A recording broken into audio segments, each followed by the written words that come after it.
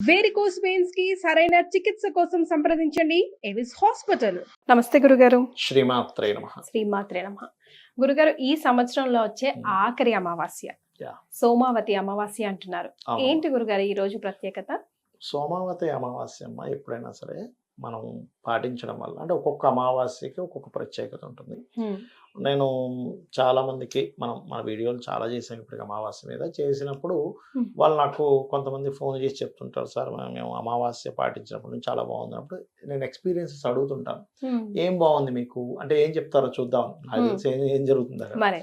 అడిగినప్పుడు వాళ్ళు చెప్పింది ఏమంటే అమావాస్యలు పాటించినప్పుడు మాకు ఖచ్చితంగా ఇంట్లో అప్పటి వరకు ఎప్పుడు ఏదో అనారోగ్యం ఉండేది తగ్గింది, ఇంట్లో ఎప్పుడు ఏదో గోలగా గొడవ ఉండేది, డిస్టర్బెన్సెస్ తగ్గాయి, కరువు అనేటువంటిది లేకుండా ఉంది మాకు అని చెప్తూ ఉంటారు. ఎందుకు అంటే చెప్తాను చూడండి. అమావాస్య తిథి పౌర్ణమి తిథి 2 తిథులు. అమావాస్య తిథి రోజు చేసే అమ్మవారి పూజకి పౌర్ణమి రోజు చేసే పూజకి ఒక విశేషం ఉంటుంది. అందులో ఈ 2 తిథులు కాకుండా దేవీ భాగవతంలోని ప్రత్యేకంగా అమ్మవారి స్వయంగా చెప్పింది, అష్టమి, నవమి, చతుర్దశి ఈ రోజులు కనుక నన్ను ఆరాధించినట్లయితే వాళ్ళకి ఖచ్చితంగా నా అనుగ్రహం ఎక్కువగా ఉంటుంది అని. అమావాస్య తిథిని చేసినటువంటి వల్ల ఎందుకు ఈ ఫలితం వస్తుంది అంటే అమావాస్యకు ఒక ప్రత్యేకత ఉందమ్మా. నెగటివ్ ఎనర్జీ పెరిగే సమయం. జనరల్ గా మనం చూస్తూ ఉంటాం గురుగారు, ఎవరైనా అనటం అమావాస్య వస్తుందంటే వాళ్ళు అలర్ట్ గా ఉంటారు, ఇంట్లో ఏదో ఒకటి అవుతుంది, ఏదో ఒక ఘర్షణలో అవసరం ఉన్నా లేకున్నా అప్పటి వరకు అన్యోన్యంగా ఉన్నా కూడా సమ్ డిస్టర్బెన్సెస్ వస్తాయని అలర్ట్ గా ఉంటూ ఉంటారు. ఎందుకు ఉంటుందంటే అమ్మ, మనస్కారకుడు చంద్రుడు, చంద్రమా మనసోజాత అని వేదంలో ఉంది. అందరి మనసుల మీద దాని ఎఫెక్ట్ పడుతుంది, అదొకటి. రెండవది ఏంటంటే అమావాస్య నాడు కొంతమంది చూడండి కొన్ని ఉగ్రదేవత సంబంధించింది కానీ లేకపోతే కొన్ని మనకి కొన్ని ఉపాసనలు ఉంటాయమ్మా. అంటే కొన్ని వామాచార దక్షిణాచారాల్లోని కొన్ని యక్షిణి సంబంధించిన ఉపాసనలు కొన్ని ఉంటాయి. యక్షిణీ దేవత సంబంధించిన అమావాస్య రోజు చేస్తుంటారు ఎక్కువగా. ఆ నెగటివ్ ఎనర్జీస్ కొంచెం వాటి పవర్ పెరుగుతుంది. ఎవరైతే దేవత సంబంధించిన వాటికి దూరంగా ఉంటారో, అంటే పెద్దగా పూజా కార్యక్రమాలు ఏమీ చేయకుండా ఏదో నిత్యంగా ఉన్నట్టు ఉంటారో వాళ్ళని ఆ ఎనర్జీస్ పట్టుకుంటాయి. వాళ్ళకి తెలియకుండానే ఇంట్లో వాళ్ళతో గొడవ పడుతూ ఉంటారు. ఏమిటి పిచ్చోళ్ళకి ఎందుకు ఈ చిన్న విషయానికి రద్దంతం చేస్తున్నారు అనిపిస్తుంటది. నెక్స్ట్ డే మళ్ళీ నిన్న అసలు ఏం కానట్టు ఉంటారు, ఏదో నిన్నేదో మనం సినిమాకి వెళ్ళి వచ్చాము ఉంటారు. ఎందుకు అంటే వాళ్ళకే తెలియదు ఎందుకు ఇంత రాద్ధాంతం అయింది, ఎందుకు ఇంత పిచ్చి పిచ్చి క్వశ్చన్స్ అన్ని వేశారు, ఎందుకు చిన్న విషయాన్ని పట్టుకుని లాగారు అంటే బికాస్ ఆఫ్ అమావాస్య. స్త్రీలకి అమావాస్య పూజ చేసుకున్న రోజు చెయ్యనటువంటి దాంట్లో కూడా మనం తీసుకున్నట్లయితే అనారోగ్యాలు కూడా చాలా మట్టుకు క్లియర్ అవుతుంటాయి. ఎందుకంటే ముఖ్యంగా చంద్రుడు అనారోగ్యానికి కారకుడమ్మా. చూడండి, ఏ డాక్టర్ దగ్గరికైనా వెళ్ళండి, మీరు అవన్నీ మర్చిపోయి ఫస్ట్ హ్యాపీగా ఉండండి, మనసు మీద తీసుకోకండి అంటాడు. ఎందుకు? మనసు మీద తీసుకుంటే అనారోగ్యం పెరుగుతుంది, మనసు మీద తీసుకోకపోతే ఆరోగ్యం కుదుట పడుతుంది. అందుకని మీరు ఫస్ట్ మనసులో తీసేయండి అంటాం. మనకి ఏ విషయమైనా చూడండి, అబ్బా మనసు బాగాలేదండి, మనసు ఎలాగా ఉందండి, ఎందుకు? మనస్కారకుడు చంద్రుడు కాబట్టి దాని ప్రభావం దాని మీద ఉంటుంది. ఎప్పుడైతే వన్స్ మనం అమావాస్య పూజ అంటే అమ్మవారి పటం పెట్టుకొని లలితా సహస్రనామాలు చదవడం కానీ వినడం కానీ లేకపోతే చండీ పారాయణం చేయడం కానీ వినడం కానీ చేస్తే మీలో ఏదైతే మనసు పాడవాలో, ఏదైతే నెగిటివ్ ఎనర్జీ మీ దగ్గరికి రావాలో ఒక రక్షణ కవచంలో నిలబడుతుంది.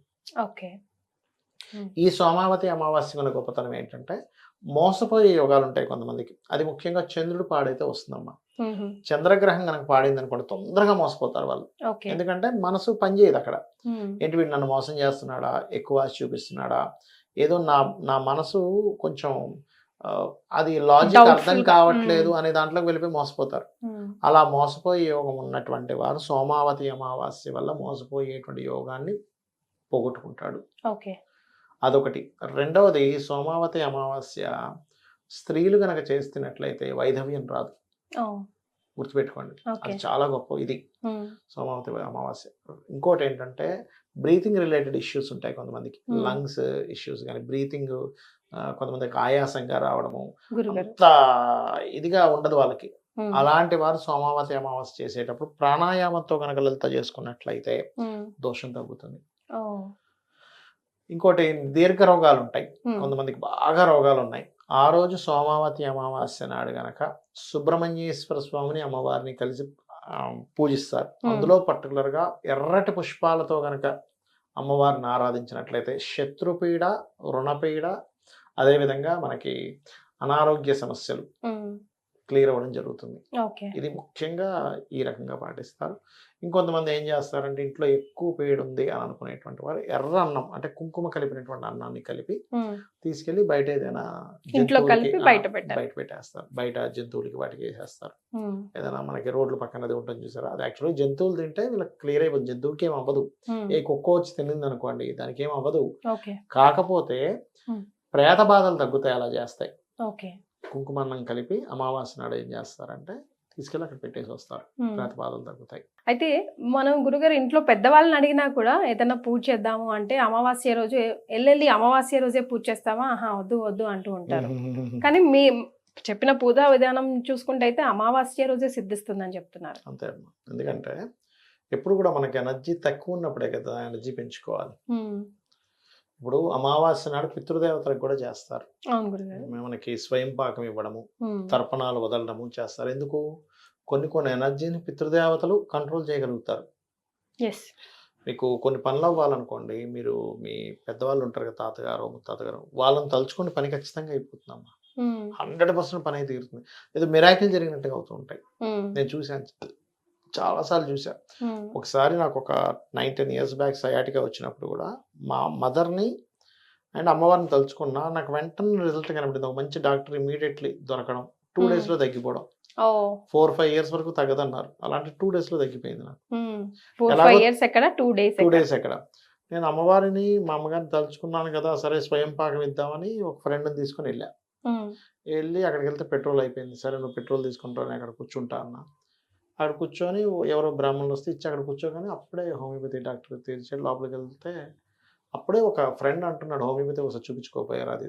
సరే వీనస్ అండ్ మూన్ కాంబినేషన్ అంటే హోమియోపతి ఇంకా బాగా పనిచేస్తుంది, నాకు ఎట్లాగో ఆ కాంబినేషన్ ఆ నక్షత్రం మీద ఉన్నాడు కదా అని నేను వెళ్తే జస్ట్ ఒక 2 drops వేశారు.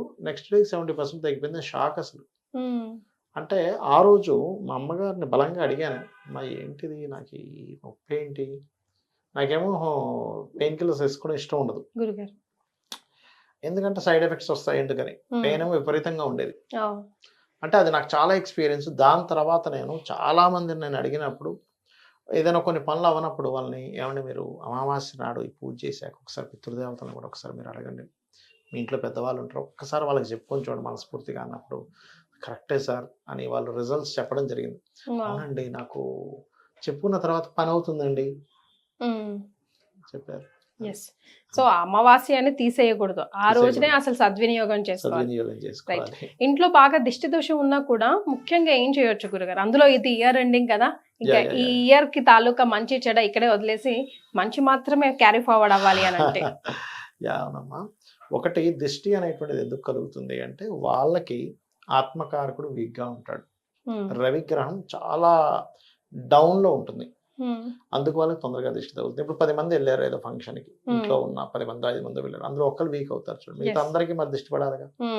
ఎందుకు? తిన్నాము నాకే అయింది అనుకుంటారు. ఎందుకంటే బికాజ్ ఆఫ్ వాళ్ళ జన్మ జాతకంలో సన్ వీక్ గా ఉన్నాడు. సూర్య భగవాను ఎక్కువ ఆరాధించాలి దిష్టి తగ్గాలి అంటే. దిష్టి దోషం మీకు పూర్తిగా పోవాలంటే సూర్య ఉపాసన మరొకటి లేదు. ఒకటి. రెండవది, మీకు ఎందుకు దిష్టి తగులుతుంది అంటే వాళ్ళ పర్సనల్ చార్ట్లో ఒకటి సన్ వీక్గా ఉండడము, రెండవది ఏంటంటే వాళ్ళకి నడుస్తున్న మహాదశ పాపగ్రహాలతో సంబంధం కలిగి ఉంటుంది. పాపగ్రహ సంబంధం ఉన్నప్పుడు దిష్టి అనేటువంటిది ఒక నెగటివ్ ఎనర్జీ అమ్మ, తొందరగా వీక్ అయిపోతారు వాళ్ళు. అది ఏ పాపగ్రహ దశ నడుస్తుందో దానికి సంబంధించి దానం ఇవ్వడం కానీ, లేదు నాకు దానం ఇచ్చేవడం కుదరదు అనుకునే వాళ్ళు బెల్లము గోవు తినిపిస్తే కూడా దిష్టి పోతుంది. అంటే ఆ వ్యక్తికి తొందరగా నెగటివ్ ఎనర్జీ రాదు. చాలా సంతోషం గురుగారు, ధన్యవాదాలు. శ్రీమాత్రే నమః. శ్రీమాత్రే నమః.